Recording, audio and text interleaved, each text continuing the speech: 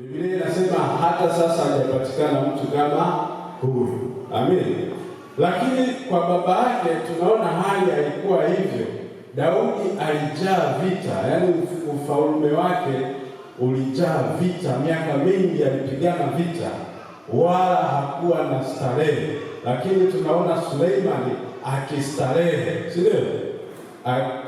Akiburudika. Kwa hiyo kwa kadri ya nguvu ya Mungu inatenda kazi ndani ya mtu hupokea baraka, lakini neema huanza.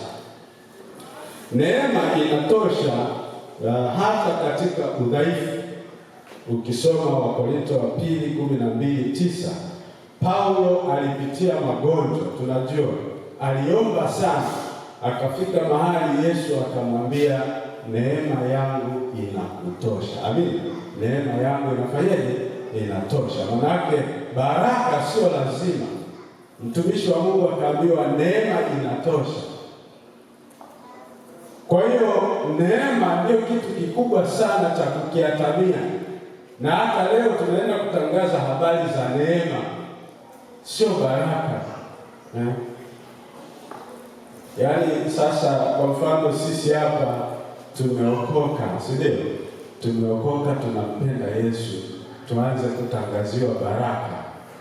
Kwa kweli tunaweza tukaanza kushangaa sana. Amen.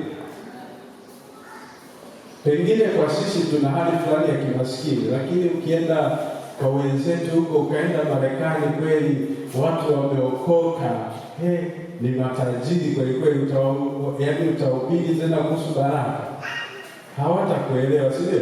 Maana hizo baraka wanazo tayari, lakini neema ya Yesu huwa haitoshi. Amen. Tunaitafuta kila inapoitwa leo. Mwenzetu mmoja aliambiwa, neema ulio nayo iliyotoka kwangu inakutosha. Kwa hiyo na sisi tuseme kwenye maisha yetu, neema inatutosha. Baraka anaziachia Mungu kwa kadri apendavyo yeye, ili apate kulitimiza kusudi lake. Bwana Yesu asifiwe sana. Lakini tunajifunza kupitia kanisa la kwanza. Tunaona watumishi wa Mungu walipitia mateso, walijaa neema, lakini vifo vyao vilikuwa ni vya kuhuzunisha, si ndio? Ni kama vifo vya watu ambao Mungu amewakataa. Lakini mahali fulani katika Waebrania Biblia inasema watu ambao ulimwengu haukuwastahili kuwa nao, wale watu walikufa vifo vibaya. Tukijifunza kwa mfano kwa mtu anaitwa Stefano, alikuwa na nguvu na neema, lakini alikufa kwa kupigwa mawe. Bwana Yesu asifiwe sana. Haikuondoa neema walio nayo. Baraka inaweza ikaondolewa, lakini neema ya mtu awezaye kuiondoa ni Mungu mwenyewe. Bwana Yesu asifiwe sana. Mungu mwenyewe anaweza kuiondoa neema.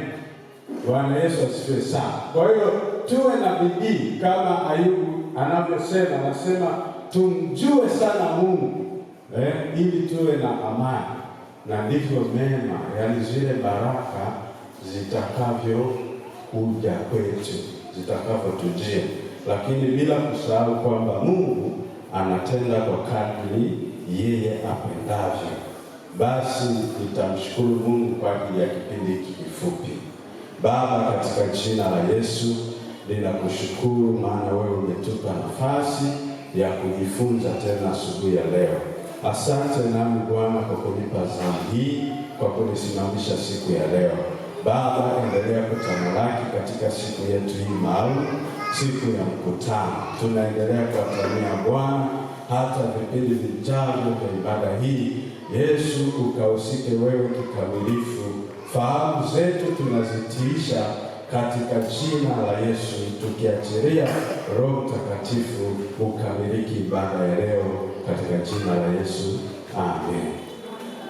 Basi karibu watu wa praise. Amen.